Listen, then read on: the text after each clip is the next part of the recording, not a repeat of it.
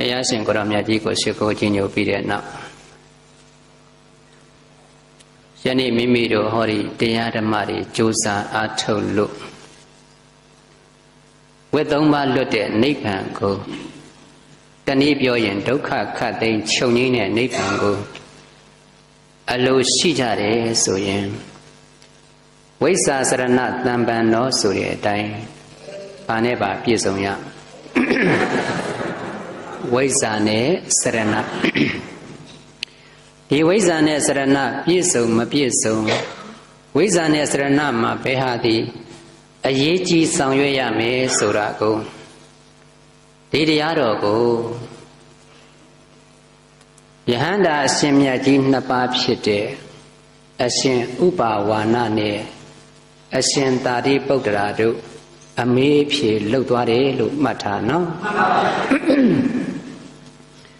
အရှင်ဥပါဝါဏကလည်းယဟန္တာ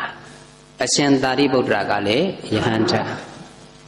ဒီယဟန္တာနှစ်ပါးအရှင်မြတ်ကြီးနှစ်ဦးမေးသွားကြတဲ့အမေးအဖြေဟာနောင်လာနောင်သားတွေအတွေ့တရားနယ်ပယ်မှာမရှင်းသေးတာတွေကိုရှင်းလင်းသဘောပေါက်အောင်လို့မေးဖြေသွားတဲ့တရားယနေ့နာရရင်တမျိုးဉာဏ်ပွင့်မယ်ဆိုတာလည်းမမေ့နဲ့နော်ဒါလို့ဆိုတော့ဝိဇ္ဇာနဲ့စရဏပြည့်ဖို့အရေးကြီးတဲ့နေရာမှာဘယ်ဟာကိုအရင်တို့တွေသည်အားကောင်းစွာဖြည့်ဆည်းရမယ်ဆိုတာလေးကိုမရှင်းခင်မှာဝိဇ္ဇာနဲ့စရဏရဲ့သဘောလေးကိုပြောရင်အခုသာသနာတွင်နဲ့စုံနေတဲ့အခိုက်အတန့်ကိုစမ်းစစ်လို့ရအောင်အရင်ဆုံးသိထားရမှာကဘုရားဖူးကတရားနာသစ္စာဉာဏ်လင်းလိုသူသည်ဘုရားဖူးကတရားနာသစ္စာဉာဏ်လင်းလိုသူသည်တန်ခါဖူးကတရားနာသစ္စာဉာဏ်လင်းလိုသူသည်တန်ခါဖူးကတရားနာသစ္စာဉာဏ်လင်းလိုသူသည်သစ္စာဉာဏ်အလင်းမှမရရင်မက်ဖို့နိဗ္ဗာန်တိုင်အောင်ခရီးပေါက်ပါမလားသစ္စာဉာဏ်အလင်းကိုရဖို့အတွက်အခုသာသနာတော်နဲ့စုံနေတာဖရာကောဖူးခွင့်ကြုံတယ်လို့ဖရာဟောတဲ့တရားလဲနာခွင့်ကြုံခဲ့တာကောမရှိခဲ့ဘူးလားဘုရားပရိနိဗ္ဗာန်ပြုပြီးနောက်မှာဘုရားဟောကြားတဲ့တရားတော်တွေကိုအခုသံဃာတော်ရှင်မြတ်တွေကဆက်လက်ပြီးတော့မပြောက်မပြည့်အောင်စောင့်ရှောက်ပြီးတော့ခြေပြန့်စွာနဲ့ပြန်လေဟောပြောပြတာတော့မနာရပြန်ဘူးလားဟောကြားတဲ့သံဃာတော်ရှင်မြတ်တွေကမဖူးရဘူးလားအဲ့ဒါလို့ဖူးပြီးတော့တရားနာရတဲ့အလုံးတော်သရဇင်တွေမှာဉာဏ်အလင်းရဖို့ဒီဝိဇ္ဇာစရဏထိုနဝပြေဝဖြစ်မှတော်ပေမည်ဝိဇ္ဇာစရဏထိုနဝပြေဝဖြစ်မှတော်ပေမည်ဘာနဲ့ပါဖြစ်ရဝိဇ္ဇာနဲ့စရဏဒီနှစ်ခုကိုပြည့်အောင်ဖြစ်နိုင်ရင်ဝိဇ္ဇာစရဏပြည့်လေမှဗုဒ္ဓဖူးနာဉာဏ်လင်းမည်ဝိဇ္ဇာစရဏပြည့်လေမှသံဃာဖူးကဉာဏ်လင်းမည်အခုသာသနာတွင်နဲ့စုံပြီးစုံတဲ့အတွက်ကြောင့်မလို့ဘုရားဖူးတရားနာရသလိုသံဃာကိုဖူးတွေ့ပြီးတရားနာရတဲ့မြည်သူမဆိုကိုယ်တန်တမှာသစ္စာမြင်သိနိဗ္ဗာန်ထိအောင်ဉာဏ်အလင်းနေရခြင်းရင်ဘာနဲ့ပါပြည့်ရမယ်ဝိဇ္ဇာနဲ့စရဏပြည့်ရအဲ့ဒီဝိဇ္ဇာနဲ့စရဏကိုရှင်းပေးထားတဲ့အပိုင်းမှာစရဏဆိုတာသည်ဒါနသီလသမထ စရဏမျိုးမြည်သည်ဒါနသီလသမထစရဏမျိုးမြည်သည်စရဏဆိုတဲ့တရားကိုဖြည့်ကျင့်ရင်ဘာတွေပါရမလဲဒါနသီလသမထဒီတရား၃မျိုးပြည့်စုံအောင်ဖြည့်ဆည်းနိုင်ရင်စရဏတရားကိမ့်ပြီနော်ယုံနံနှစ်ပါးဉာဏ်ကျက်စာရှုပွားဝိဇ္ဇာမျိုးမြည်သည်ယုံနံနှစ်ပါးဉာဏ်ကျက်စာရှုပွားဝိဇ္ဇာမျိုးမြည်သည်မိမိတို့ရဲ့တန်တမှာခန္ဓာမှာရှိတဲ့ယုံနံတရားတွေအပေါ်ကိုဉာဏ်အားဖြင့်ကျက်စားရှုမှတ်ပွားများခြင်းအလုပ်သည်ဝိဇ္ဇာမျိုးစေ့လို့ခေါ်လိုက်တယ်နော်။ဒါမြင်စရဏကဒါနသီလသမထဝိဇ္ဇာကဝိပဿနာလို့ဒီလိုလေးပြန်ပြီးတော့ပေါင်းစပ်လိုက်တဲ့အခါမှာဒါနသီလသမထဝိပဿနာသည်ဘာနဲ့ပါတယ်ဝိဇ္ဇာနဲ့စရဏလို့ဒါလေးကိုပုံဖော်လိုက်တာ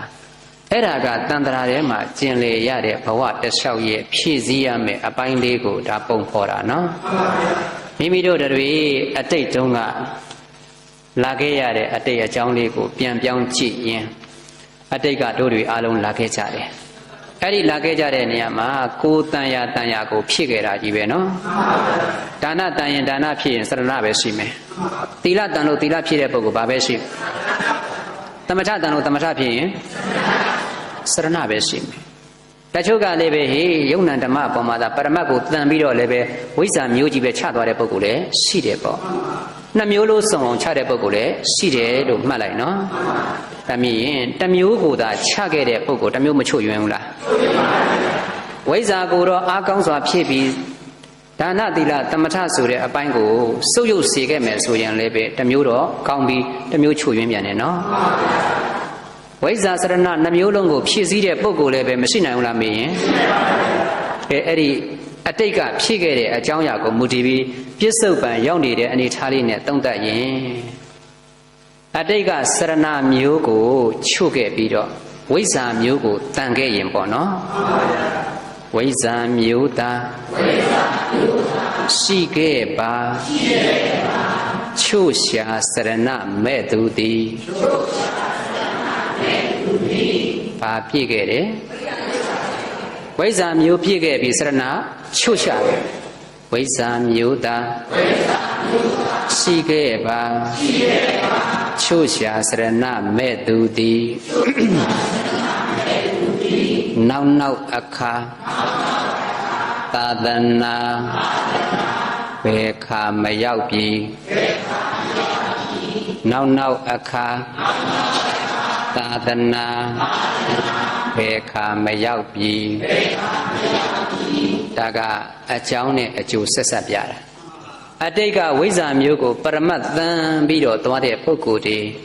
ဒါနကိုပယ်တယ်သီလကိုပယ်သမထကိုပယ်ပြီးတော့ဒီလိုသွားနေရင်အဲ့ဒီပုဂ္ဂိုလ်တွေဒီစရဏမရှိတဲ့အတွက်ကြောင့်မလို့စရဏကခြေထောက်နဲ့တူတယ်နော်ခြေထောက်ရှိတဲ့အတွက်ကြောင့်မလို့ရှောက်လန်းလို့မရတော့လိုရာခရီးပေါက်ပါမလားဒါမြင်စရဏမျိုးမရှိတဲ့ပုဂ္ဂိုလ်ဝိဇ္ဇာမျိုးရှိပြီးတော့အဲ့ဒီလိုသာချွတ်ရင်းစွာနဲ့သွားရင်နောက်သာသနာနဲ့မစုံနိုင်ပါသာသနာနဲ့မစုံဘူးဆိုတော့လွဲချော်သွားတဲ့အတွက်ကြောင့်မလို့ဒီပုဂ္ဂိုလ်ရပ်ပစ်စစ်ပါမသိဘူးလားအဲ့ဒီလိုဆိုရင်သာသနာတော်နဲ့အခုလိုစုံနေတဲ့အခါမှာသာသနာတွင်နဲ့လာပြီးတော့ကြုံတော်လည်းပဲသာသနာကိုမရောက်နိုင်ဘူးဆိုတော့ဘုရားကိုဖူးရမလားဘုရားကိုနာရမလားဒါမြင်မျိုးစေ့တစ်ခုတော့ပါခဲ့ပါတယ်တစ်ခုချုပ်ရင်းရင်လည်းမဟန်သေးပါလားဆိုတာကိုဒီတစ်ချက်ကပြသွားတယ်နောက်တစ်ခါဝိဇ္ဇာမျိုးချုပ်ပြီးစရဏမျိုးအားကောင်းခဲ့တဲ့ပုဂ္ဂိုလ်ဒါလိုလည်းမရှိခဲ့ဘူးလားစရဏမျိုးသာရှိခဲ့ပါချုပ်ရှာဝိဇ္ဇာမဲ့သူသည်အတိတ်ကဒါနသီလသမထစရဏအားတွေကောင်းခဲ့တယ်ဝိဇ္ဇာမျိုးကြတော့မဖြည့်ခဲ့ဘူးအဲ့ဒီပုဂ္ဂိုလ်သည်နောက်အခါသာသနာ ရောက်တာရောက်ပေမည်စရဏမျိုးသာရှိခဲ့ပါချို့ရှာဝိဇ္ဇာမဲ့သူသည်နောက်နောက်အခါသာသနာရောက်တာရောက်ပေမည်ကဲသူကြတော့သာသနာတော်နဲ့မစုံဘူးလားမေးရင်စုံနေအဲ့ဒါလို့သာသနာနဲ့စုံပြီးတော့သူ့မှာကဝိဇ္ဇာမျိုးမပါခဲ့ဘူးဝိဇ္ဇာမျိုးမပါခဲ့လို့စရဏမျိုးရှိခဲ့ပါတယ်ဖယားကိုတက်ဆုံးတိုင်ဖူးရမယ်တရားကိုလည်းအားရပါရနာရမယ်သို့တော်လည်းပဲဉာဏ်အလင်းပေါ်ပါမလားပေါ်ပါဘူးဘာချုပ်ယွင်းခဲ့လို့ဖယားကိုဖူးရပါမယ်တရားကိုနာရပါမယ်တန်ခါကိုဖူးရပါမယ်တရားကိုနာရပါမယ်သို့တော်လည်းဝိဇ္ဇာချုပ်တဲ့ပုဂ္ဂိုလ်ဉာဏ်အလင်းမပေါ်ဘူးဉာဏ်အလင်းမပေါ်ရင်လည်းပဲအဲ့ဒီပုဂ္ဂိုလ်သာသနာကိုရောက်တာရောက်ပြီမယ်ဆိုတော့ရောက်တော့ရောက်တယ်ရပါမလားရပါဘူးဒါမြင်ကိုကအခုသာသနာနဲ့မသုံဘူးလားသုံပါဘူးသာသနာတော်နဲ့ကောမကြုံနေဘူးလားတရားဟောတရားနာကောမရဘူးလားအဲ့ဒါကိုကြည်ချင်းအဖြစ်တို့တွေဒီအတိတ်ကစရဏမျိုးဖြစ်ပြီးသွားပြီစရဏမျိုးဖြစ်လို့ပြည့်တယ်ဆိုတာတော့သိကြသွားပြီအခုတရားဓမ္မတွေနာတယ်တရားဓမ္မတွေဟောတဲ့အတိုင်းကိုကြိုးစားကျင့်ကြံလို့ခန္ဓာဉာဏ်ဆိုင်ယုံနံဓမ္မတွေပေါ်မှာအမြင်ရှင်းအောင်သိရင်ဘာမျိုးစိတ်ပါတော့ကဲတပွဲလုံးဆုံးဖြတ်ချက်ချပါတို့ဝိဇ္ဇာနဲ့စရဏဆိုတဲ့မျိုးစေ့တွေပြည့်စုံမှုရှိမရှိပြည့်စုံရင်ဒီပုဂ္ဂိုလ်နိဗ္ဗာန်နဲ့ထိုက်တန်တဲ့အလင်းကိုကောင်းစွာရလိမ့်မယ်လို့ဘုရားဟောတယ်နော်ဒါကတန်ត្រာထဲမှာကျင်လေရတဲ့ဘဝရဲ့အခြေအနေလေးကိုဝိဇ္ဇာနဲ့စရဏကိုဒီသဘောလေးနဲ့ပြောပြီးဟောပြီးသွားတာ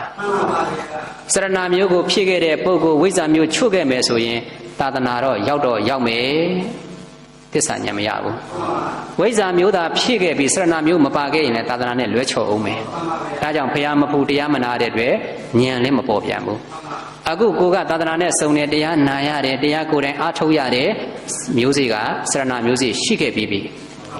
အခုခန္ဓာညာဆိုင်ကျင့်တော်လည်းပဲဝိဇ္ဇာမျိုးစေ့ပါမပါဆိုတာကယုံနံဓမ္မပေါ်မှာအမြင်ရှင်းတဲ့အသိဖြစ်ပျက်ကိုမြင်ရင်ရပြီပေါ့ဒါကမိမိတို့တန်ត្រာထဲမှာရောက်ရှိနေတဲ့ဘဝရဲ့အပိုင်းခြားလေးကိုစရဏနဲ့ဝိဇ္ဇာကိုဒီသဘောလေးနဲ့ရှင်းပြတာနော်အခုဝိဇ္ဇာနဲ့စရဏပြည့်စုံမှုအပိုင်းလေးကိုဘယ်ဟာကအရေးကြီးတယ်ဆိုတာလေးကိုယဟန္တာကြီးနှစ်ပါးကြတော့ခန္ဓာဉာဏ်ရောက်ဟောတော်မှာဒါကတန်ត្រာထဲမှာလဲရတဲ့အပိုင်းလေးကိုရထားတဲ့ဘဝကိုအားကျပြီးတော့ကြိုးစားနိုင်အောင်ဆိုပြီးဒါရှေ့ပိုင်းကပြောသွားတာစရဏကဒလို့ဝိဇ္ဇာကဒလို့ဆိုပြီးဒါနသီလသမထဝိပဿနာကိုပုံဖော်သွားတယ်နော်ကဲတရားဓမ္မအားထုတ်ကြတဲ့မိမိတို့တွေကြတော့သီလသမာဓိပညာပြောလိုက်ပါဝိပဿနာအားထုတ်နေကြတဲ့သရောဇင်များရဲ့ရည်ရွယ်ချက်ပန်းတိုင်သည်တခြားလားနိဗ္ဗာန်လားနိဗ္ဗာန်ကိုရောက်တဲ့မြည်သူမဆိုဝိဒုက္ခအပေါင်းကလွတ်မယ်နော်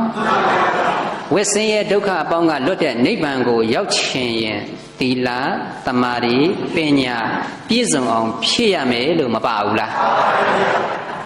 အမြင်ဒီသုံးမျိုးပြည့်စုံဖို့အရေးကြီးတယ်ပေါ့အရှင်ဥပါဝါဏယဟန္တာနဲ့အရှင်သာရိပုတ္တရာယဟန္တာအရှင်မြတ်နှစ်ပါးအမေးဖြေလုပ်တော်မယ်နော်အဲ့ဒီလိုအမေးဖြေလုပ်တဲ့အပိုင်းမှာစရဏဆိုတာလေးကိုအရင်သိဖို့ကအခုအလုတ်ခွင်မှာပြောပြီနော်သီလနဲ့သမာဓိကစရဏအလို့တဲ့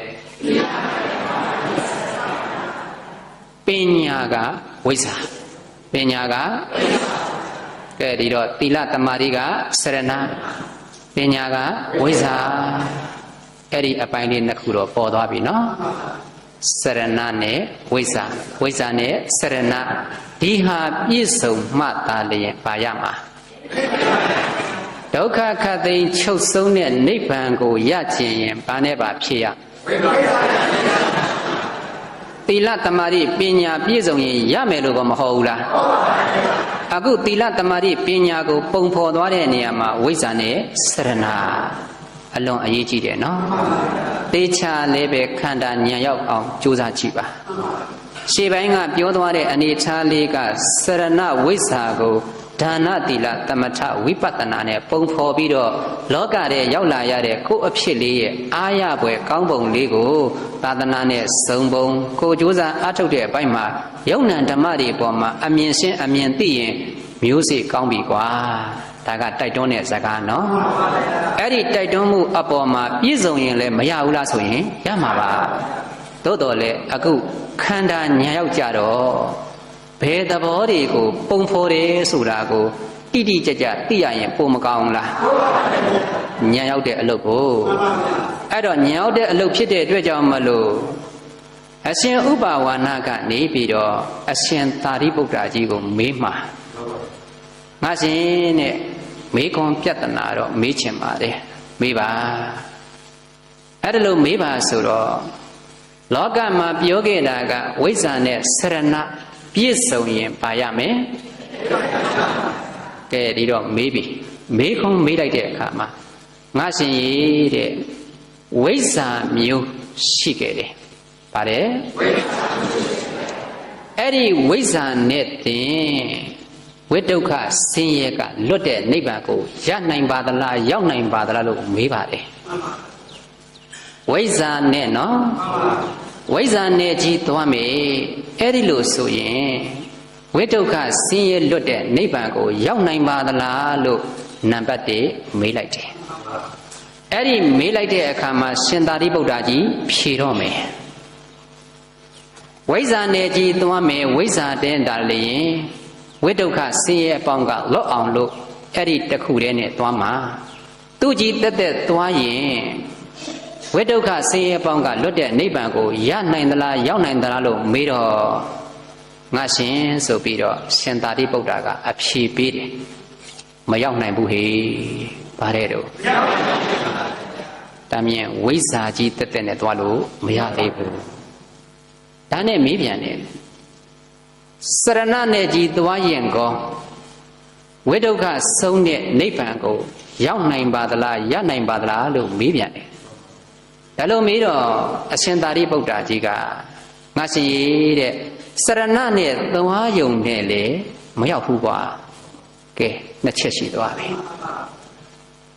ရောက်နိုင်တယ်လို့မပါဘူးနော်ဝိဇ္ဇာဆိုတာတခြားလားပညာလားစရဏဆိုတာကသီလသမာဓိအခုသူကခွဲမိတာ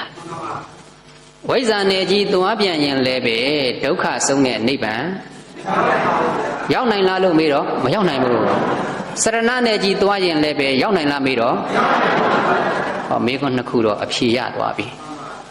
တခါထပ်ပြီးတော့မေးတယ်ဝိဇ္ဇာနဲ့စရဏနှစ်မျိုးပေါင်းပြီးသွားရင်လေဝိဒုက္ခဆုံးတဲ့နိဗ္ဗာန်ကိုရောက်နိုင်သလားလို့မေးတယ်နော်ဒီချက်လေးကိုတေချာအာယုံပြုပါဝိဇ္ဇာကောစရဏကောနှစ်မျိုးလုံးနှစ်ခုလုံးပေါင်းပြီးတော့သွားမှာအဲ့လိုသွားတဲ့အခါကျတော့ဝိဒုက္ခဆုံးတဲ့နိဗ္ဗာန်ကိုရောက်နိုင်သလားရနိုင်သလားလို့မေးတော့အရှင်သာရိပုတ္တရာကြီးကမရောက်နိုင်ဘူးဟေ့ဟောဖြေလိုက်ပြီဒီနေရာမှာအကြီးအကျယ်ကိုဒုက္ခရောက်တော့မှာနော်ဟောနာတုန်းကပြောခဲ့တဲ့ဝိဇ္ဇာနဲ့စရဏပြည့်စုံရင်ဘာရမလဲအခုနှစ်မျိုးပေါင်းပြီးတော့သွားရင်ရောက်နိုင်လားမေးတော့ရောက်နိုင်ဘူးလေဒီတော့အရှင်ဥပါဝါဏကအရှင်သာရိပုတ္တရာကြီးကိုဩကတိကတမေးဖြေနေတယ်လို့ပဲတွေ့မှာနော်အရှင်ဥပါဝါဏကလည်းချက်ပြီးတော့ကတိကတပြန်မေးရတယ်ငါရှင်ရေးတဲ့အဲ့ဒါလို့ဆိုရင်ဝိဇ္ဇာစရဏဒီနှစ်ခုကလွတ်တဲ့တပါးတခြားသောတရားဝိဇ္ဇာစရဏမပါဘဲနဲ့ဒုက္ခဆုံးတဲ့နိဗ္ဗာန်ဒုက္ခခတ်သိမ်းချုပ်ငြိမ်းတဲ့နိဗ္ဗာန်ကိုရောက်နိုင်သလားလို့မေးလိုက်ပြန်တယ်ဝိဇ္ဇာနဲ့စရဏနှစ်ခုကင်းပြီးတော့ပေါ့နော်နှစ်ခုမပါဘဲနဲ့သူကနေတခြားတပါးသောတရားနဲ့ရောက်နိုင်သလားလို့မေးတော့အရှင်သာရိပုတ္တရာကြီးကမရောက်နိုင်ဘူးလို့ဖြေပြန်တယ်၄မျိုးလုံးစုံသွားပြီမေးခွန်းကဒီ၄ခုစရုပ်ကနိဗ္ဗာန်အင်္ဂုတ္ထုဆိုတော့၄မျိုးပဲရှိတယ်အဲ့ဒီ၄မျိုးသောမေးခွန်းထဲမှာနိဗ္ဗာန်ရောက်တဲ့တရားမပါသေးပါလား ရောက်လားမေးသွားတဲ့မေးခွန်းကတော့ဆုံးသွားပြီပထမမေးလိုက်တယ်ဝိဇ္ဇာကြီးတက်တက်နဲ့သွားမယ်ဒုက္ခဆုံးတဲ့နိဗ္ဗာန်မရောက်နိုင်သေးဘူးနော်စရဏာကြီးတက်တက်နဲ့သွားမယ်ဒုက္ခဆုံးတဲ့နိဗ္ဗာန်ကိုနှစ်ခုလုံးပေါင်းပြီးသွားမယ်နှစ်ခုလုံးပေါင်းလည်းမရောက်ဘူးတဲ့ဒါမြင်ရင်နှစ်ခုလုံးမပေါင်းဘဲနဲ့ဟေ့ကင်းကင်းလေးနဲ့သွားမယ်မေခွန်းဆုံးသွားပြီအဲ့တော့နိဗ္ဗာန်လည်းရကြကြောင်းပြတ်သွားပြီနော်ရှင်သာရိပုတ္တရာကြီးကအခုလိုဖြေလိုက်တော့ကတ်တိကပ်ဖက်ဖြေတယ်လို့ကိုထင်စရာအကြောင်းရှိသွားတယ်မေးလိုက်တဲ့မေခွန်းကလည်းပဲဆုံးသွားပြီဖြေလိုက်တာကလည်းနိဗ္ဗာန်ရောက်တာတခုမှမပါဘူးငါရှင်တဲ့မေးသမျှမေခွန်းတွေကိုမရောက်ဘူးကြီးဖြေနေပါလားမရောက်ဘူးကြီးဖြေတယ်ဆိုရင်အဲ့ဒီအမေးပြဿနာကိုငါရှင်ပဲအဖြေပေးပါတော့ရှင်သာရိပုတ္တရာကြီးကဉာဏ်မကျယ်ဘူးလားအေးဉာဏ်အမတန်ကျယ်တဲ့ပညာရမှာဣတရက်ရထားတဲ့ပုဂ္ဂိုလ်အဲ့တော့ယဟန္တာအရှင်မြတ်နှစ်ပါးမေးတဲ့မေခွန်းဖြေတဲ့အဖြေမို့လို့လွဲမှားစရာတခုမှမရှိဘူးဆိုတာကိုတော့ဆုံးဖြတ်ချက်ချယုံထားနော်တန်တရားအနည်းငယ်များမရှိနဲ့ရှေ့ပိုင်းကသတော်စင်များကိုဟောပေးသွားတဲ့ဝိဇ္ဇာစရဏဆိုတဲ့အပိုင်းမှာတန်ត្រာကျင်လည်ရတဲ့မိမိတို့အလုံးအတွက်ရောက်ရဌာနကိုကအကောင်းဆုံးအချိန်ဖြစ်နေတော့ဒီဝိဇ္ဇာစရဏမျိုးစစ်သေချာပေါက်ပြည့်စုံရင်ဉာဏ်အလင်းဟာကိုယ်တန်တန်တီးပြီးတော့မက်ဖို့နိဗ္ဗာန်ဆိုင်မယ်ဒါကလဲပတ်တဲ့ဘဝပေါ်မှာရောက်ရှိနေတဲ့အနေအထားနဲ့တိုင်းတာပြပြီးသုံးသပ်ပေးလိုက်တာနော်အခုတကယ်ရောက်ဖို့အတွက်ကြတော့စာထဲမှာကြီးလဲနေလို့ရမလားမရပါဘူးစာထဲကအနေအထားနဲ့ပဲပြောနေလို့ရမလားမရပါဘူးဉာဏ်ရောက်တဲ့တရားပါသွားပြီဉာဏ်ရောက်တဲ့တရားပါသွားတဲ့အခါကျတော့မေးလိုက်တဲ့အမေးရှင်ကလည်းယဟန္တာဖြေနေတဲ့အဖြေကလည်းယဟန္တာနှစ်ပါးအမေးအဖြေသည်မေးလိုက်ပါတယ်ပထမအနေနဲ့ဝိဇ္ဇာကြီးတက်တက်သွားရင်လည်းပဲဒုက္ခဆုံးတဲ့နိဗ္ဗာန်ရောက်နိုင်သလားမရောက်ဘူးစရဏာကြီးတက်တက်သွားရင်လည်းပဲနိဗ္ဗာန်ရောက်နိုင်ပါသလားမရောက်ဘူးနှစ်ခုပေါင်းပြီးသွားရင်လည်းဒီနှစ်ခုကင်းပြီးသွားရင်လည်းမရောက်နိုင်ဘူးကြီးဖြေတယ်အဲ့ဒါလို့ဖြေခဲ့တဲ့အတွက်ကြောင့်မလို့အရှင်တဲ့ငါရှင်သာလျင်အဲ့ဒီအမေးကိုပြည်လေအောင်သာဖြေပေးပါတော့အရှင်သာရိပုတ္တရာကြီးကိုပြောပြီနော်ဒီတော့ရှင်သာရိပုတ္တရာကြီးကပြောတယ်ဝိဇ္ဇာကြီးတက်တက်နဲ့သွားလေပဲမရောက်နိုင်တာကတခြားမဟုတ်ဘူးဥပါဒံရှိနေသေးလို့ပြောလိုက်ပါဝိဇ္ဇာကြီးတက်တက်သွားတော့ငါကမှတော်တာငါကမှတတ်တာဆိုတဲ့ဒိဋ္ဌုပါဒံရှိနေတယ်တဲ့ပါရှိနေဒိဋ္ဌုပါဒံရှိတဲ့အတွက်ကြောင့်မလို့ဥပါဒံရှိရင်ကမ္မဘဝမရှိဘူးလားဥပါဒနာပစ္စယကမ္မဘဝပစ္စယဇာတိဆိုဒုက္ခပြန်ရပြီ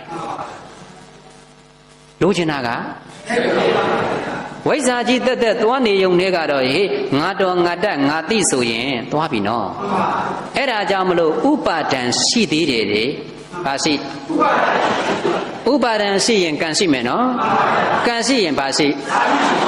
ဇာတိရှိရင်ဒုက္ခလွတ်တဲ့နိဗ္ဗာန်ကိုသွားချင်တာနော်ဒုက္ခလွတ်တဲ့နိဗ္ဗာန်ကိုသွားခြင်းပင်နဲ့ဒုက္ခနဲ့ပြန်တိုးနေတယ်ဆိုတာကပြန်ကြည့်ခြင်းအပြင်ဒါသည်လိုနေတာပေါ့ရှင်သာရိပုတ္တရာကြီးဉာဏ်ကျယ်ပုံကိုအာယုံပြုကြည့်ညိုပါရှင်သာရိပုတ္တရာကြီးကဟောပေးနေပြီဟောပေးတဲ့နေရာမှာဝိဇ္ဇာကြီးတက်တက်နဲ့သွားလို့ဒုက္ခဆုံးတဲ့နိဗ္ဗာန်မရောက်ဘူးဆိုတာဘာရှိနေလို့ဥပါဒံရှိတဲ့အတွက်ကြောင့်မလို့ဒုက္ခမဆုံးဘူးနော်ဒုက္ခမဆုံးနိဗ္ဗာန်မရောက်ဘူးဒါမြင်ဒီတစ်ချက်ဟုတ်သွားပြီနောက်တစ်ခါစရဏာကြီးတက်တက်သွားနေပြန်ရင်လည်းပဲနိဗ္ဗာန်မရောက်ဘူးစရဏာကြီးတက်တက်သွားပြန်တော့လေငါမှသီလရှိတယ်ငါမှသမာဓိရှိတယ်ဒီသီလသမာဓိပေါ်မှာကိုပဲအာယုံပြုတ်ပြီးတော့ဒီပုဂ္ဂိုလ်ကငါဆွဲအာချိနေပြန်ရင်ဥပါဒံရှိပြန်တယ်ဒါမြင်စရဏာကြီးသွားတဲ့ပုဂ္ဂိုလ်လည်းပါရှိဥပါဒံရှိရင်ပါရှိမယ်ဥပါဒနာပစ္စယကမ္မဘဝပစ္စယဒုက္ခမဆုံးမြန်ဘူး ဒုက္ခဘာကြောင့်မဆုံးတယ်လဲမိတော့ဥပါဒံရှိနေလို့ဘာရှိလို့ဥပါဒံရှိနေလို့တခါချက်ပြီးတော့ပြောပြန်တယ်ဝိဇ္ဇာနဲ့စရဏနှစ်ခုပေါင်းပြီးတော့သွားပြန်ရင်လည်းပဲအဲ့ဒီဟာလဲနိဗ္ဗာန်ကိုမရောက်တာဥပါဒံရှိနေလို့ဖြေပြန်တယ်ဘာရှိလို့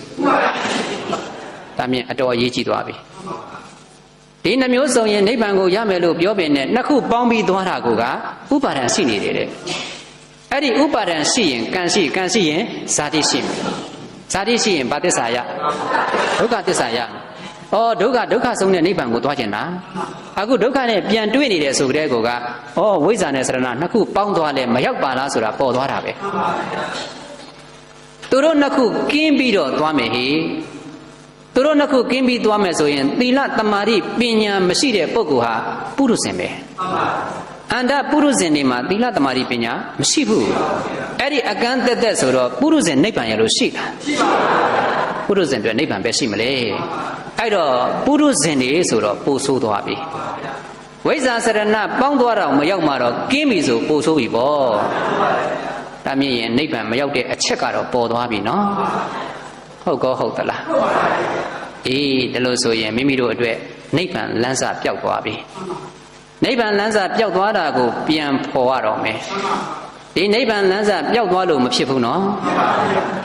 ဝိဇ္ဇာစရဏတံပံတော့ဝိဇ္ဇာနဲ့စရဏဘာဖြစ်ရပြည့်ရမယ်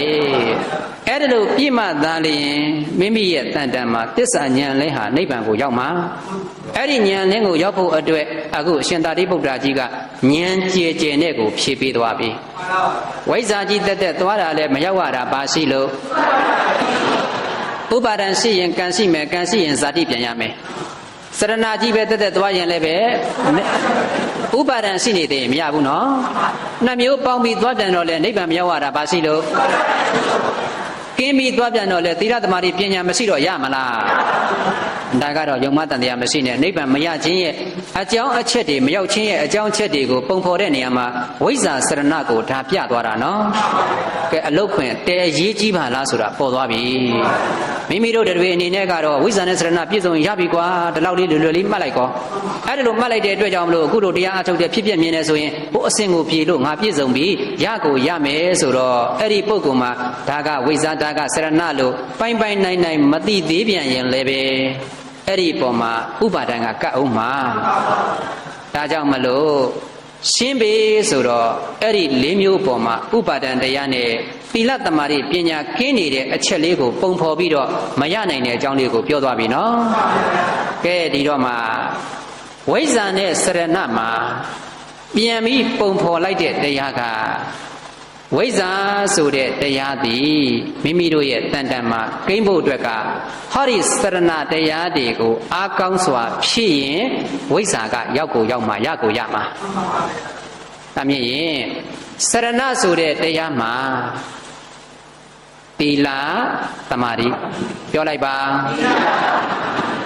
သီလသမာဓိအဲ့ဒီတရားတွေခန္ဓာမှာတီးအောင်ဆိုပြီးကြိုးစားတဲ့အခိုက်အတန့်မှာဒီစရဏဘိုင်းမှာစရဏကလည်းပဲ35ပါးဝိဇ္ဇာက3ပါးအဲ့ဒီတရားတွေထဲမှာပြန်ကြည့်ရင်ဒီစရဏဘိုင်းမှာသူတော်ကောင်းတရား9ပါးပါတယ်နော်သူတော်ကောင်းတရား9ပါးပါတယ်ဆိုတဲ့ကောကသရသီလသုဒ္ဓစာကပညာဟောပညာဆိုတာပါမလာဘူးလားပညာဆိုတဲ့အပိုင်းဒီလည်းပဲစရဏထဲမှာပါနေတယ်နော်ဒီဘက်ကဝိဇ္ဇာဆိုတဲ့တရားဟာဟောဒီစရဏတရားတွေအားကောင်းစွာဖြည့်ဆည်းရင်ရင့်ကျက်တဲ့တနေ့ဝိဇ္ဇာပေါ်လာလိမ့်မယ်ဒါအရေးကြီးသွားပြီနော်ဒါမြင်ရင်နှစ်ခုပေါင်းတာဟုတ်သလားနှစ်ခုပေါင်းတာမဟုတ်ဘူးဒီဘက်ကစရဏကိုဖြည့်တဲ့အချိန်ပြည့်လာရင့်ကျက်လာရင်ဝိဇ္ဇာကပေါ်မှာပဲဘာပေါ်မှာတော့ဒါမြင်နှစ်ခုငကိုယ်တည်းကပေါင်းတာမဟုတ်ဘူးတစ်ခုဖြည့်မှသာလျှင်တစ်ခုကပေါ်လာမှာအဲ့ဒီပေါ်လာမှာဖြစ်တဲ့အတွက်ကြောင့်မလို့ तू မပေါ်မချင်းကတော့မကြိုးစားရဘူးလား तू ကြိုးစားလို့ရင့်ကျက်လာရင်ဝိဇ္ဇာပေါ်မယ်အဲ့ဒီဝိဇ္ဇာပေါ်တဲ့အချိန်ဒီမဉဏ်စိုက်တာပဲ သဘောပေါက်ပါစေနော်ဒါအလုတ်ခွင်မှာကြတော့ရှင်းပေးတဲ့နေရာမှာတို့တွေစူးစမ်းရမှာကဘယ်ပိုင်းလဲမေးရင်စရဏပိုင်းဘယ်ပိုင်းလဲစရဏပိုင်းမှာစူးစမ်းမှာဖြစ်တဲ့အတွက်ကြောင့်မလို့ယုံနံဓမ္မတွေရဲ့ရှုွက်အပေါ်မှာမကြည့်ရဘူးလားအဲ့ဒီယုံနံဓမ္မတွေပေါ်မှာရှုွက်ကိုကြည့်တော့တီးကြီးအောင်လည်းပဲစူးစမ်းရတယ်နော်စင်ကြယ်အောင်လည်းမစူးစမ်းရဘူးလားဒါမြင်သီလအားဖြင့်လည်းစင်ကြယ်အောင်စောင့်ရှောက်ရတယ်တမာတိအားဖြင့်လည်းခန္ဓာမှာတည်ကြည်အောင်စူးစမ်းရအဲ့ဒီကြိုးစားမှုအပိုင်းလေးကိုရင့်ကျက်လောက်အောင်လည်းမဆောင်ရှောက်ရဘူးလားကဲဒီမှာစရဏ15ပါးထဲမှာသူတော်ကောင်းတရား9ပါးကလည်းပန်းနေတော့ပညာဆိုတာကလည်းမပါဘူးလားပါပညာပါပြီဆိုရင်ယုံနံဓမ္မဖြစ်ဖြစ်သည်ရှုွက်ထဲမှာပါသွားပြီအဲ့ဒီပါတဲ့အပိုင်းဒီပင်ဘယ်ပိုင်းလဲမိတော့စရဏပိုင်းဘယ်ပိုင်းလဲဒါမြင့်ယနေ့စူးစမ်းနေကြတာတော်စင်များရဲ့အပိုင်းဒီဘာပိုင်းစရဏပိုင်းအဲ့ဒီစရဏပိုင်းမရင်ကျက်သမျှဝိဇ္ဇာကိုမရသေးပါစရဏပိုင်းမရင်ကျက်သေးရင်ဝိဇ္ဇာကိုရအောင်ရင့်ကျက်လာတဲ့အခိုက်အတန့်ကြတော့လည်းပဲမက်ဖို့နိဗ္ဗာန်မဆိုင်ဘူးလားဩကိုယ့်ရဲ့တန်တန်မှာဝိဇ္ဇာဆိုတာကလောက်ယူရတာမှမဟုတ်ပဲကိုကစူးစမ်းသွားလို့ဟောဒီစရဏလေးရင့်ကျက်ရင်ပေါ်ကိုပေါ်မှာအဲ့ဒီပေါ်မှာဖြစ်တဲ့အတွက်ကြောင့်မလို့ဝိဇ္ဇာကြီးတက်တက်သွားရင်ကောရောက်ပါမလားစရဏကြီးတက်တက်သွားနေရင်လည်းရောက်ပါမလားသူတို့နှစ်ခုကလည်းငကိုတွေကပေါင်းထားတာမဟုတ်တဲ့အတွက်ပေါင်းပြီးသွားရင်ကောရောက်ပါမလားအဲ့ဒါလေးသိစေချင်တာပဲသူတို့နှစ်ခုကင်းမြန်တော့ကောရောက်မလားဟောဘသူအဖြေပေးတာပါလေရှင်သာရိပုတ္တရာကြီးရှင်သာရိပုတ္တရာကြီးကအဖြေပေးတာမို့လို့ဉာဏ်သိကျတော့ဝိဇ္ဇာစရဏကိုရှေ့ပိုင်းကပြောသွားတဲ့နေရာမှာဒီနှမျိုးပြည့်စုံရင်တော့ဟေ့နိဗ္ဗာန်ကိုရမယ်သစ္စာဉာဏ်လည်းရမယ်ဘုရားပူတရားနာရင်သေချာပေါက်ရမယ်လို့ရှေ့ပိုင်းကတော့ပရိစ္ဆေသုံးပါးလက်ပတ်ပုံလေးနဲ့တွဲရှင်းသွားတယ်နော်အဲ့ဒီချိန်တုန်းကတော့ဒါနသီလသမထဝိပဿနာနဲ့မပြသွားဘူးလားအခုကျတော့သီလသမာဓိပညာသီလသမာဓိဘိုင်းမှာကိုစရဏဘိုင်းမှာကိုပဲပညာကောမပါဘူးလားမေးဒီဘက်ကပညာဘိုင်းကဝိဇ္ဇာဉာဏ်နော်အဲ့ဒီဝိဇ္ဇာဉာဏ်ကြတော့ဟေ့ထိုးထွင်းပြီးသိတတ်တဲ့အပိုင်းလေးကိုဒီကရင့်ကျက်မှာကျေစုပြုမှာအဲ့ဒီကျေစုပြည့်တဲ့အပိုင်းလေးကိုဝိဇ္ဇာဉာဏ်ရောက်တဲ့အချိန်ဒီမက်ဖို့စိုက်ပြီပေါ့ကဲမက်ဖို့စိုက်ရင်နိဗ္ဗာန်မပေါ်ဘူးလားပေါ်မလားဒါကိုကြိုးစားရမယ်အပိုင်းဒီဘယ်အပိုင်းလဲမေးရင်အခုတရားဓမ္မအာမထုတ်ဘူးလားအဲတရားဓမ္မအာထုတ်နေကြတဲ့ပုဂ္ဂိုလ်တိုင်းခန္ဓာကိုမကြည့်ရဘူးလားခန္ဓာကိုဉာဏ်စိုက်ပြီးကြည့်တော့ခန္ဓာထဲမှာပြတဲ့တရားဟာယုံနံကလွဲလို့ဘာတရားမှမရှိဘူးနော်အဲ့ဒီတရားလေးတွေကိုပဲသေချာသဘောပေါက်အောင်ကိုကကြိုးစားပြီးတော့ကြည့်ချဒီခန္ဓာမှာဉာဏ်ရောက်အောင်ကြည့်လိုက်တဲ့အပိုင်းလေးတွေမှာရှေ့ပိုင်းကနေပြီးကိုယ့်ရဲ့တန်တန်စင်ကြယ်အောင်လို့သီလတရားကလည်းအထောက်ပံ့ကောင်းဖြစ်တဲ့အတွက်သီလလည်းပဲ82ရက်တိုင်ကိုစောင့်ရှောက်ထားတော့စင်ကြယ်မှုမရှိကြဘူးလားကိုယ်တဏ္ဍာမှာစရဏအားကောင်းမကောင်းပြန်ကြည့်နော်သီလတရားတွေကိုလည်းပဲစောင့်ထိန်လာခဲ့တာက82ရက်အဲ့ဒီ82ရက်တိုင်းမှာသီလဆွမ်းအားလည်းကြီးတယ်ဆိုတော့စရဏရဲ့အားကောင်းပုံလေးပေါ်သွားပြီကဲတခါနေ့စဉ်အရိယာပုတ်တိုင်းမှာလည်းပဲပြတဲ့တရားလေးတွေကိုအာယုံလေးပေါ်တိုင်း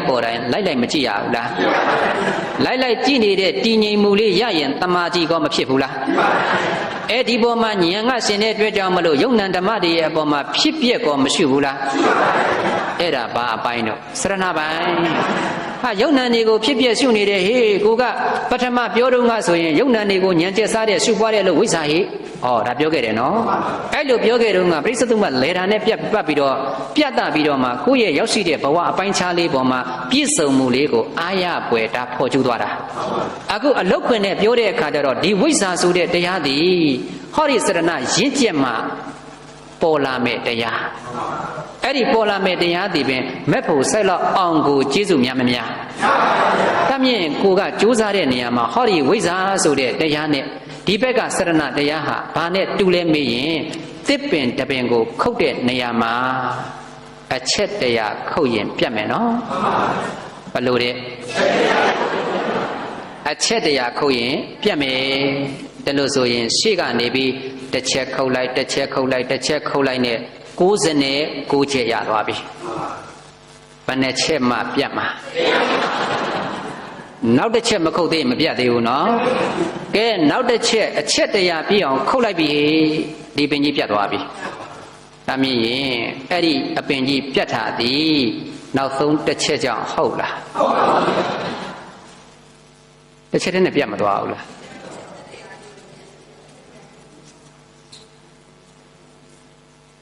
အဲ့ဒီဟာလေးပြတ်ဖို့အတွက်ဒီရှေ့က96ချက်ကကျေးဇူးပြုတာနော်နောက်ဆုံးတစ်ချက်မဝင်ရင်လည်းမပြတ်သေးဘူးအဲ့တော့ရှေ့က96ချက်ခုတ်နေတာဒီစရဏပွားနေတာနောက်ဆုံးတစ်ချက်လေးဝင်ပြီးတော့ဖြတ်လိုက်တာကဝိဇ္ဇာပေါ်လာတာသဘောပေါက်လားဒါမြင်တရားအထုတ်တဲ့နေရာမှာကြိုးစားဖို့အရေးကြီးသွားပြီကိုယ်တန်တန်ထင်ရှားရှိတဲ့တရားတွေကိုကြိုးစားပြီးရှုနေကြတဲ့မြည်သူမဆိုကိုယ်ခန္ဓာကပြတဲ့တရားကိုသဘောပေါက်အောင်ကြည့်တတ်ဖို့ကသင်ပေးတဲ့လမ်းကြောင်းမကောက်စီနဲ့နော်တရားကိုရှုတဲ့နေရာမှာယုံ nant ဓမ္မတွေရဲ့ပရမတ်တွေကိုပုံဖော်ပြတော့ပြဉ္ညာနဲ့ပရမတ်လမ်းကြောင်းကိုကိုကကောင်းစွာသဘောပေါက်ပြီးခွဲရှင်းတော့ခွဲသိလိုက်တဲ့အချိန်ပရမတ်ကိုဉာဏ်ရောက်အောင်ကြည့်တဲ့မြည်သူမဆိုတည်ငြိမ်တဲ့တမာတိကလည်းကိုယ်တန်တန်တည်ထားရင်ပညာရဲ့အကူအညီနဲ့ကြည့်လိုက်တယ်ဆိုတော့အကြည့်မခံအောင်အပြတ်မမြင်ဘူးလားတဲ့ဒီလိုမြင်တဲ့နေရာမှာဖြစ်ပျက်ကိုမြင်တယ်လို့ပြောပင်ပြော냐တော့လေတရားဓမ္မအားထုတ်ကြတဲ့ပုဂ္ဂိုလ်တို့ရဲ့အမြင်မှာခေါဏစရဏကိုတော့ကြိုးစားထားတဲ့သီလဆွမ်းအားကောမကြည့်ဘူးလားကဲအမူအရာတိုင်းမှာကြိုးစားထားလို့တည်ငြိမ်အောင်လည်းရထားပါတယ်ဆိုရင်တမာတိကောအာမကြည့်ဘူးလားဒါပေမဲ့တမာတိအားကြီးယုံလေးနဲ့လည်းမရသေးဘူးနော်ဒီစရဏဘိုင်းမှာဘာပါသေးလဲမေးတော့ပညာအဲ့ဒီပညာကရှုကံယုံ nant ဓမ္မပေါ်မှာဖြစ်ပြမြင်ရမယ်ဘာမြင်ရမလဲကဲဖြစ်ပြမြင်တဲ့သူတွေကိုယ့်ကိုယ်ပြန်စမ်းစစ်ဖြစ်ပြမြင်တဲ့နေရာမှာနေဆဒိဋ္ဌိရဲ့အဘာဝပညာရဲ့ပြောပါဒီနှစ်ချက်လွတ်ရမယ်လို့ဟောပေးထားတယ်နော်နေဆဒိဋ္ဌိဖြစ်နေပြန်ရင်လည်းပဲပညာမပါသေးဘူးအဘာဝပညာကိုမလွန်မြောက်နိုင်သေးရင်လည်းပဲပညာမပါသေးဘူးပညာမပါရင်စရဏမရင့်ကျက်သေးဘူးစရဏမရင့်ကျက်ရင်လည်းဝိဇ္ဇာပေါ်ပါမလားတို့တွေကြိုးစားခဲ့တာရက်တီတော်တော်ရင့်ကျက်ပြီဟေ့ဝိဇ္ဇာဘာကြောင့်များမပေါ်သေးလဲမေးရင်စရဏရင့်ကျက်မှုလိုသေးလို့စရဏရင့်ကျက်မှုအပိုင်းသည်ပညာလည်းပဲထက်ရမယ်နော်ပညာချက်မှသာလျှင်ဖြစ်ပျက်ကိုကောင်းစွာမြင်ပါကိုအခုရှုနေတဲ့မြင်တယ်လို့ပြောတဲ့အပိုင်းမှာတရားတစ်ခုကဓမ္မလေးတွေဒီကိုယ်နဲ့ဆက်ပြီးဖောက်ပြန်မှုတွေမျိုးစုံမပြဘူးလားအဲ့ဒီပြတဲ့တရားတွေကိုလည်းပဲကိုကကြည့်လိုက်တိုင်းမှာပျောက်သွားတာကိုလည်းသတိမပြုဘူးလားမေးရင်ပြုပါတယ်အဲ့ဒါဒီပင်ဖြစ်ပြီးပြတဲ့တရားနော်ဒါမြင်ဖြစ်ပြတရားကိုရှုတဲ့နေရာမှာဒီခန္ဓာကပြတဲ့ယုံ nant ဓမ္မတွေရဲ့ပြက်သွားတဲ့အပိုင်းလေးတွေမှာပထမတစ်ခုပေါ်တယ်နောက်တစ်ခုပေါ်တယ်အဲ့ဒီပေါ်တာလေးကိုကြည့်ပြီးတော့ပျောက်သွားတဲ့အခါကျတော့မှဒါဖြစ်ပြီးပြက်သွားပါလားဆိုပြီးနောက်ကတွေးလုံးနဲ့မလိုက်ဘူးလားတရားရှုတဲ့နေရာမှာတွေးလုံးလိုက်ရမယ်လို့လည်းပဲဟောပေးထားတာရှိတယ်နော်အဲ့ဒီတွေးလုံးလိုက်တဲ့နေရာမှာကိုကလိုက်တာကတော့အတွေးနောက်ကသာတောက်လျှောက်လိုက်ပြီးတော့အချိန်တွေကိုကုံဆုံးနေခဲ့ရင်လေစရဏရင့်ကျက်မှုအားနေအောင်ပါပဲယုံ nant ဓမ္မကတော့ခန္ဓာမှာမပေါ်ဘူးလားမေးရင်ကဲအဲ့ဒီလိုယုတ်တရားလေးတွေကလည်းမောဟရနဲ့ပြတာကိုဟိုလိုက်သိဒီလိုက်သိနဲ့ပထမသိတော့တည်ငြိမ်တဲ့တမာတိကတော့သိကြတယ်နော်တတိပဋ္ဌာန်နဲ့သွားနေတဲ့အပိုင်းဒီတမာတိပိုင်းပဲရှိသေးတယ်တရားတွေကပြတဲ့နေရာနှံ့မှာမောဟရနဲ့လိုက်သိသွားတော့တတိပြီးတတိကတော့ကိုယ်တန်တာမကိမ့်ဘူးလားအဲ့ဒီကိန်းနေတဲ့အခိုက်တန့်လေးမှာတီကြည်လို့သိတာပေါ့တည်ငြိမ်လို့သိတာသို့တော်လည်းပဲသူ့ရဲ့အပြက်ကိုမမြင်ရင်ပညာမပါသေးဘူးဟုတ်ပြီလားကဲဒီတော့တည်ငြိမ်စွာနဲ့တစိုက်မမတ်သိတယ်တစ်ခုချင်းလိုက်သိတယ်ဖြိုးပြပြတာလေးကိုလိုက်သိတယ်အဲ့လိုသိပြီးတော့မှဖြားဆိုပျောက်သွားတဲ့အချိန်ကျတော့ကိုကလက်ခနဲ့အမှတ်ရပြီးဖြစ်ပြီးပြက်ပါလားဒါလိုတွေးတယ်နော်အဲ့ဒါလိုတွေးလုံးလေးတွေးလိုက်တာကပြက်ခဲ့တာကြာသွားပြီပျောက်ခဲ့တာကြာသွားပြီတတိယမှာလှုပ်တာလေအဲ့ဒါလိုတတိယမှာလှုပ်လိုက်တော့တွေးလုံးလေးကတော့မလိုက်ဘူးလားမေးတော့ဖြစ်ပြီးပြက်တာကလည်းမမှန်ဘူးလားမေးတော့ကိုကလည်းပဲအဲ့ဒီဖြစ်ပြက်လို့ကိုကလည်းလှပ်ပြီးတော့မရှုလားရှုပင်ရှုညာတော့လေဟိုကပျောက်ခဲ့ပြက်ခဲ့တာကြာပြီမရှိတော့ဘူးအဲ့ဒီမရှိတော့တာကြီးကိုအာယုံပြုတ်ပြီးတော့မှဖြစ်ပြက်လိုက်တဲ့ပုဂ္ဂိုလ်ဖြစ်ပြက်လို့နောက်ကတွေးလုံးနဲ့ဖော်လိုက်တဲ့ပုဂ္ဂိုလ်ဒီမရှိတော့တာကြီးကြည့်ပြီးရှုတယ်ဖြစ်လို့အဘာဝပညာပါတယ်လေအဘာဝပညာကြီးပေါ်မှာသွားတင်နေရင်လည်းပဲဒီပုဂ္ဂိုလ်အဝိဇ္ဇာဖုံးထားသမျှလွဲချော်နေတာပေါ့နောက်ကညံလိုက်တဲ့အချိန်က အတော်နောက်ကျသွားပြီအဲ့လိုမရှိတော့ကြကြီးကိုပဲလိုက်ပြီးတော့မှဖြစ်ပြငါမြင်နေတော့မလုပ်ကြနဲ့နော်ဘယ်တော့မှဝိဇ္ဇာပေါ်မှာမဟုတ်ဘူးဘာမရင်ကျက်လို့စရဏမရင်ကျက်လို့သီလတွေစွန့်အားကောင်းပါတယ်တမာတိတွေချက်မြက်ပါတယ်သို့တော့ပညာမှမလိုက်ရင်စရဏရင်ကျက်မှုမရှိသေးဘူးစရဏမရင်ကျက်ရင်လည်းပဲဝိဇ္ဇာပေါ်ပါမလားမပေါ်ရင်ဒုက္ခဆုံးတဲ့နိဗ္ဗာန်ကိုယ်နဲ့မထိုက်တန်သေးဘူးလို့မှတ်ပါဒါမြင်အဘာဝပညာတည်ရှုနေကြတဲ့ပုဂ္ဂိုလ်တွေမှာဟိုနေရာကလှုပ်လိုက်ဒီနေရာကတင်းလိုက်နားလိုက်ကြိုက်လိုက်ခဲလိုက်နဲ့ဟိုတပြိုးမျိုးပေါ်တာကိုလိုက်သိရကနေပြီးပျောက်သွားတဲ့အခါကျတော့မှဩမရှိတော့ပါလားဖြစ်ပြီးပြက်ပါလားလို့နောက်ကျပြီးတော့မှလိုက်တဲ့အရှုွက်မှန်သမျှရှုနည်းမှန်သမျှသည်ဘာပညာမရှိတော့တာကြီးရှုတာနော်ကဲဒီကနေပြီးတော့ရှုပြန်တယ်ရှုတဲ့နေရာမှာတခါတလေကြတော့အဆိုင်ခဲကြီးလို့မတည်ဘူးလားတခါတလေကြတော့လည်းပဲအစင်တန်းတယ်လို့မျိုးကမကြုံဘူးလားအစင်တန်းတယ်လို့ကြုံတယ်အဆိုင်ခဲကြီးလို့တီးနေတယ်နေရာဌာနလည်းပဲကိုယ့်ရဲ့အာယုန်ထဲမှာမပြဘူးလားမေတော့ပြနေတယ်ခေါင်းကိုခြေလက်ဒုပေါင်ခါအစရှိတဲ့ပုံတရံနေရာကြီးနဲ့လည်းတွဲနေတယ်ဒီကြားတဲ့ပြတဲ့တရားကလည်းပဲခုပေါ်ခုပြောက်တဲ့သဘောမျိုးမကြုံဘဲနဲ့အစင်တန်းတယ်လို့မျိုးကြုံနေတယ်အဆိုင်ခဲကြီးလို့တီးနေတယ်အဲ့ဒါမျိုးကြောင့်မလို့ကိုကရှုတဲ့နေရာမှာမပြောက်နိုင်ပါလားမပြတ်နိုင်ပါလားတီးနေတဲ့သဘောကြီးသွားသိနေတာကိုအဲ့လိုသိနေတော့ကိုယ်စိတ်ကကိုရှုတဲ့နေရာမှာမပြတ်တာကိုလည်းပဲအာယုံပြုတ်မိတယ်အစင်တန်းနေတော့ပြတ်တာကိုမထင်ဘူးလေအဆိုင်ခဲကြီးတင်တော့ပြတ်တာကိုမမြင်ရဘူးမမြင်ရတဲ့အတွက်ကြောင့်လို့မပြတ်နိုင်ပါလားဆိုပြီးတော့လေကိုယ်စိတ်ကသိနေတယ်ဒါပေမဲ့ကိုကတရားနာထားတဲ့အခါကဘလောက်ပဲအစင်တန်းဘလောက်ပဲအဆိုင်ခဲတီးဖြစ်ပြီးရင်ဒါလည်းသိနေတယ်တစ်ဖက်ကအဲ့လိုသိတဲ့အတွက်ကြောင့်မလို့သူကအဆိုင်ခဲကြီးနဲ့ပြနေတဲ့အရာအစင်တန်းနေတဲ့သဘောထိုးထွင်းတဲ့ဉာဏ်မမြင်ဘဲနဲ့ဖြစ်ပြနဲ့တုတ္တမယဉာဏ်နဲ့လုပ်တယ်နော်အဆိုင်ခဲကြီးကိုထွင်းဖောက်ပြီးမြင်လားမေးရင်အစင်တန်းတာတွေကိုလည်းပဲသူ့အသဘောနဲ့သူပြက်နေတာကိုမြင်လားမေးတော့လေမမြင်ဘူးသို့တော်လည်းဖြစ်ပြီးပြက်မှာပဲလို့တုတ္တမယဉာဏ်နဲ့တော့သိမထားဘူးလားတရားနာကြမှုနဲ့သိထားတဲ့အပိုင်းလေးနဲ့ဖြစ်ပြနဲ့စီးကျက်ဝါကျက်ကြလုပ်ပြန်တယ်နော်အဲ့ဒီကနေပြီးတော့သူ့အကြောင်းလဲကုန်သွားရောရုပ်ခနဲ့ပျောက်သွားတော့ငါဖြစ်ပြမြင်တယ်ဆိုပြီးအားရနေတဲ့ပုဂ္ဂိုလ်များလည်းရှိကြပါတယ်အဲ့ဒီပုဂ္ဂိုလ်မျိုးသည်ခေါဏမပြောက်မပြက်နိုင်ဘဲနဲ့အစင်တန်းနေတဲ့အပေါ်မှာအဆိုင်ခဲနဲ့တည်နေတဲ့အပေါ်မှာထိုးထွင်းတဲ့ဉာဏ်နဲ့ပိုင်းခြားမမြင်ပဲကိုယ်စိတ်ထဲကမပြတ်နိုင်ပါလဲသိထားတယ်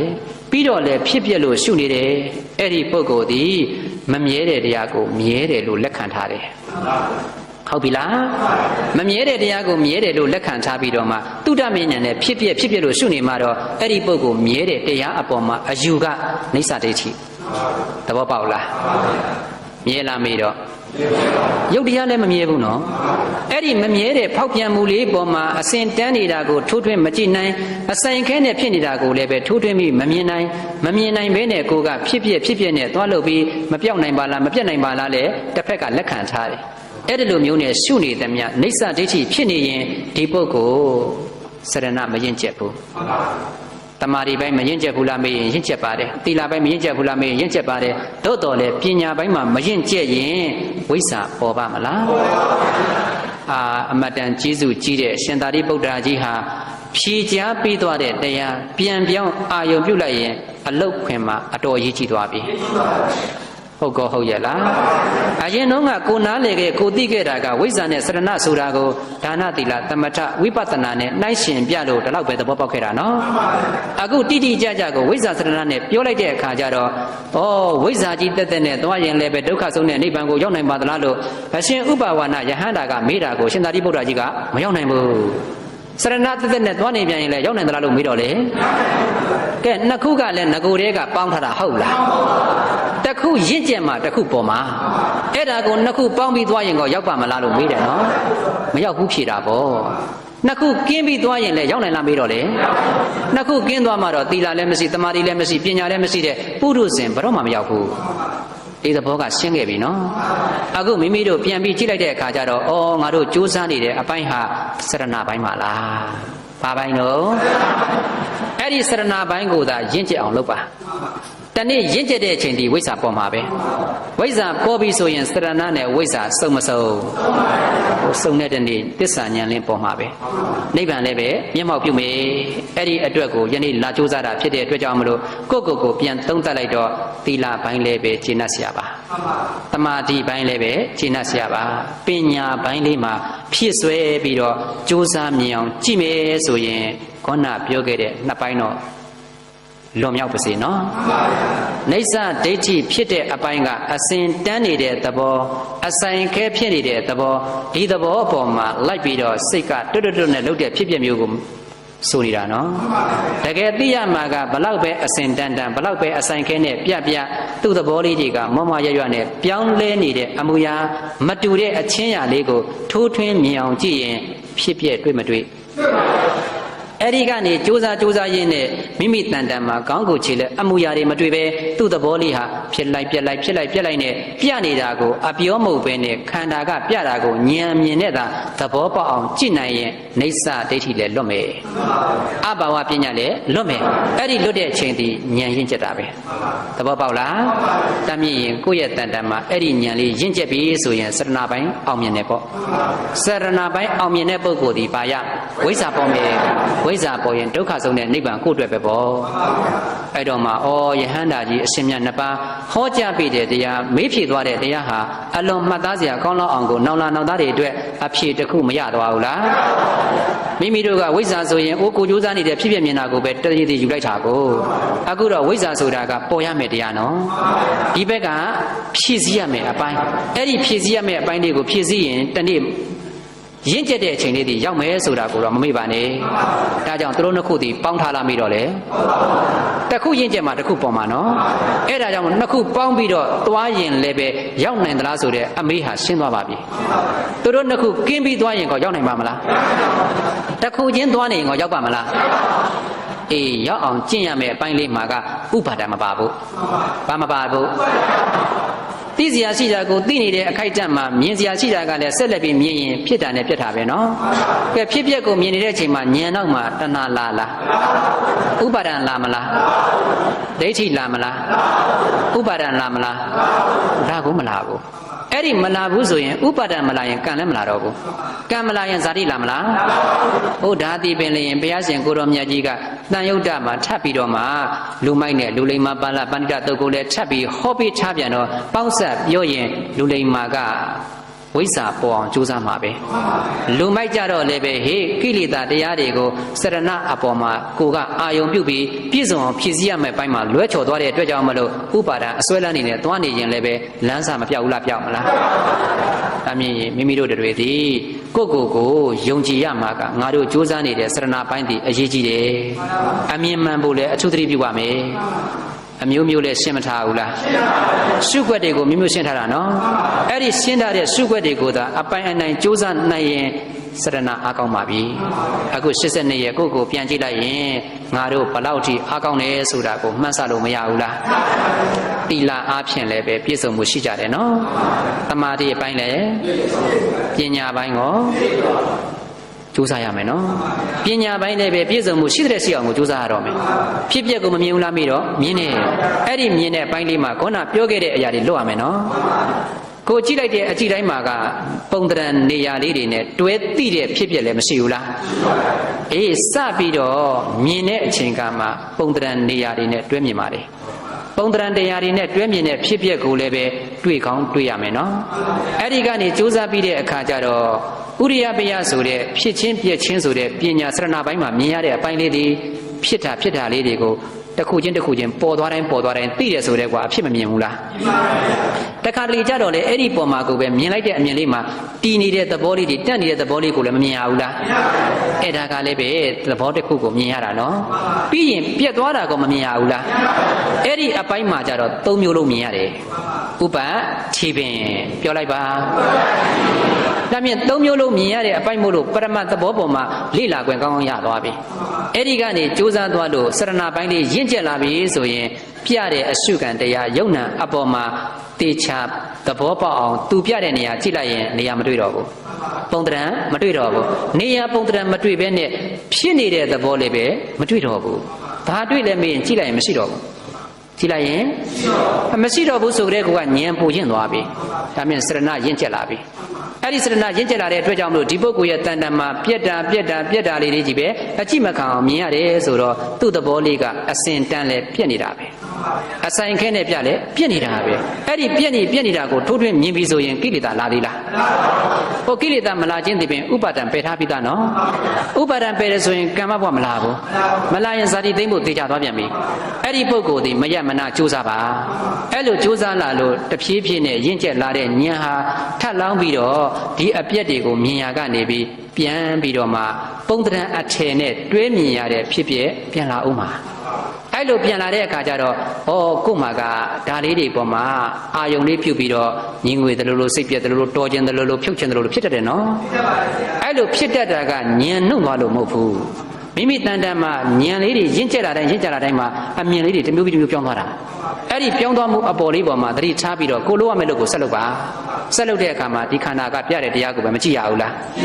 ကဲကြည်နဲ့တခါပြန်ပြီးတော့ပြက်တာတွေပြန်မြင်တာပဲအဲ့ဒီလိုမြင်ရကနေပြီးတော့မှဒီပေါ်မှာကြည့်လိုက်တိုင်းဟာနောက်ဆုံးတစ်ပြက်တည်းမြင်မှများရင်တခါလာလဲပြက်ထားဆိုတော့နေ့စဉ်ဓာကြီးပဲကြည့်ရတော့မကြည့်ချင်တော့ဘူးတပွဲပြက်နေလို့လည်းပဲသေနေတာကိုကိုညာကထင်းစကြမြင်လာပြီဆိုရင်ကြောက်လာလန့်လာထိတ်လာပါတယ်အဲ့ဒါကိုကြည့်နေရတဲ့အတွက်ကြောင့်လည်းမကြည့်ချင်တော့အောင်ကိုလည်းညင်းငွေလာတယ်ဒါမြင်ဉာဏ်မရင့်ကျက်ပြန်ဘူးလားရင့်ကျက်တာဒီစရဏပိုင်းနော်အဲ့ဒီစရဏပိုင်းလေးရင့်ကျက်အားကောင်းလာတာနဲ့များဟောဝိဇ္ဇာပေါ်တော့မှာအဲ့လိုပေါ်ဖို့အတွက်ကဒီတိုင်းနေရာမှာလားဆက်ကြိုးစားဆက်ကြိုးစားလို့ကြိုးစားရင်ကနေပြီးတော့ကိုယ့်ရဲ့တန်တန်မှာအာရစွာနဲ့ဖြတ်တန်းရမှာကကြိုးစားတဲ့ဉာဏ်လျောက်အချိန်ကောင်းပြီဆိုရင်အဲ့ဒီအတိတရားဟာတစ်ဖက်ကိုအာယုံအားကောင်းသွားပြီဒီဘက်ကပြက်တဲ့နယ်ကနေမပြက်တဲ့နေရာတနည်းပြောရင်လောကီနယ်ကနေလောကုတ္တရာနယ်ဒီနယ်ကိုအချိန်ပြင်းစွာမသွားရဘူးလားသွားရရင်ဘာပေါ်မှာလဲဝိဇ္ဇာဒါမြင်ဒီနေရာအရေးကြီးသွားပြီအဲ့ဒီဝိဇ္ဇာပေါ်ဖို့အတွက်ကဒီနေရာမှာနောက်ကျလို့မရဘူးအချိန်လျှော့လို့မရဘူးကိုကြိုးစားနေတဲ့တရားတွေတနေ့ထက်တနေ့အားကောင်းရမယ်အဲ့ဒီလိုအားကောင်းလာပြီဆိုရင်အချိန်လည်းကောင်းမယ်မြင့်လာမယ်ဉာဏ်လည်းရင့်ကျက်လာမယ်စရဏပိုင်းလည်းပဲအားကောင်းလာပြီအဲ့ဒီအားကောင်းတဲ့ပုဂ္ဂိုလ်တရွေ့နဲ့ကြိုးစားသွားရင်ကိုယ်တန်တန်ထင်ရှားရှိတဲ့တရားတွေဟာအကြည့်မကန်းအောင်လျင်မြန်စွာပြည့်ပြီးတော့တစ်ဖက်ကိုအာယုံပြုတ်နိုင်လောက်အောင်ကိုအရှိန်ကောင်းတဲ့အသည့်တရှိန်တို့တက်သွားပြီဆိုရင်တော့ဒီစရဏပိုင်းအောင်မြင်သွားပြီအောင်မြင်သွားရင်ဝိဇ္ဇာပေါ်မပေါ်တဲ့အခိုက်အတန့်လေးကိုပြန်ကြည့်လိုက်ကိလေသာတည်နေတယ်အဲ့ဒီကိလေသာကိုဝိဇ္ဇာပေါ်တဲ့အချိန်ကမှကိုအပြီးတတ်လိုက်တဲ့အတွက်ကြောင့်မလို့ကိလေသာတွေဒီခေါင်းထောင်မထတော့ဘူးမထရင်ဒုက္ခဆုံးတဲ့နိဗ္ဗာန်ဒီကိုယ့်အတွက်ပေါ်မပေါ်ဒီလိုဆိုရင်ပြနေတဲ့ရှုခံတရားတွေရဲ့တပွဲပြက်နေတဲ့နှိမ့်ဆက်မှုဒီပါသစ္စာစရဏပိုင်းလေးကနေပြီးတော့ကိုယ့်ရဲ့ဉာဏ်နဲ့ထိုးတွင်းပြီးမြင်လိုက်တဲ့အတိလေးကမေဃသစ္စာဒီဘက်မှာကိလေသာလောက်ခွင့်မရအောင်ကိုတားဆီးထားတဲ့ကိလေသာတွေမပေါ်တာကသမုဒိယသေးတာဒီဘက်တော့ဝိဇ္ဇာလေးပေါ်ပြီးတော့မှဟေ့မဉဏ်ကနိဗ္ဗာန်ကိုအာယုံပြုတ်လိုက်တော့ဒုက္ခသိမ့်နဲ့ဖြစ်ချင်းပြက်ချင်းမရှိတဲ့အာယုံလေးဒီပင်တခြားလားនិရောဓလားသစ္စာကောမဆိုင်နိုင်ဘူးလားသစ္စာလေးပါစိုက်ဖို့အတွက်ကဘာနဲ့ပါစုံမအရေးကြီးတာကဘာအားကောင်းအောင်စရဏအားကောင်းအောင်ယနေ့ဖြစ်နေတဲ့အပိုင်းလေးကိုသာစူးစမ်းပါအဲ့ဒီဖြစ်မှုရင့်ကျက်ပြီဆိုရင်ဝိဇ္ဇာတေချာပေါ်မယ်ပေါ်တဲ့အချိန်ဒီပင်ဟေးတဲ့ဒုက္ခဆုံးတဲ့နိဗ္ဗာန်ရတာပါလို့အဖြေပေးမသွားဘူးလားအဲ့ဒီပေးတဲ့အဖြေလေးကိုကိုယ်တန်တန်တည်အောင်စူးစမ်းပါလို့တိုက်တွန်းရင်းပဲတရားဘက်ကိုဆုံးသတ်ကြရအောင်ဘောရိယပစ္စယဟောတုဇာနောပုံညမင်္ဂလံပုံညာပါကံသူလပန္တုပမောတန္တုသတိဝကနောမြင်မြတ်သာကြီးပါရမီရင်ကျိုးစားတို့သည်ဣဒံပုံညမင်္ဂလံဗုဒ္ဓဟောကြားတရားဒေသနာမြတ်ဩဝါကိုနာဂမတ္တပြန်ဟောကြား၍ပွားများခြင်းကြံပမှန်ကျုပ်ကိုအာထုရသည်ကုသိုလ်ပုံညမင်္ဂလာ၏ဖုဗ္ဗာကနိတ္တာရကိုလီသတိဝကကဗ္ဗမနိသမြဝိနည်းယမသောတမဏမြတို့သည်သူလပန္တုရှင်လန်းကြည်မြေဝါကွာမုစီတုတကဲ့သို့ပီတိငွေစိတ်မှထုံလျက်အိဋ္ဌာယုံတွေ့ထုလို့မှုကြီးနုကိုပိုင်နိုင်ကြပေါင်းတည်းသူလတ္တကိုစီလိုညီလဲအလုံးမြတ်တို့ကုန်ဖြစ်၍ပမောတန္တုကိုစိတ်နှပြလိုရေးစာနဲ့ပြေကကျွေးမောင်ကြပေါင်းတည်းဝါပမောတန္တုလူပြေဓမ္မကနတ်ပြည်မှာဆက်သွဲလျက်တဏှေပြမချင်းတို့ပြတဲ့ကဘာတုံးတတအောင်လင်းလန်းတော့ပြင်လင်ဝမျောဝတ္တပနောစုခါပြုလျက်တာထုတံအောင်နမိတ်ဖြင့်အောင်ပိတ်သိမ့်သွန်းနိုင်ကြပါစေကုန်တည်း